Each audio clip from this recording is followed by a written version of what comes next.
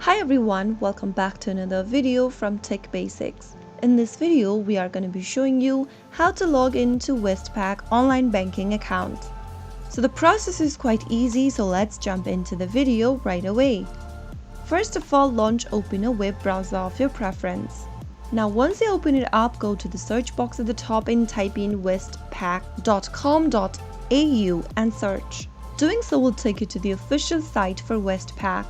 From the main homepage, make sure that you've selected Online Banking at the top right drop-down and click on Sign In. In the Sign In area for your online banking account, you will need to type in your customer ID and then your password associated with your online banking account. If you don't remember your customer ID or your password, click on Forgot Customer ID or Password and follow through the on-screen instructions till the end. Make sure to type in your customer ID and password correct and click Sign In, and you will then be able to sign yourself in to Westpac online banking accounts. Now you can manage your account, make a payment, transfer funds, and much more.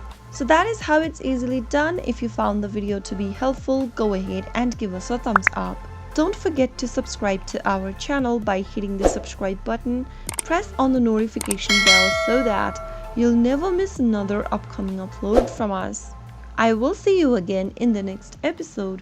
Thanks for watching.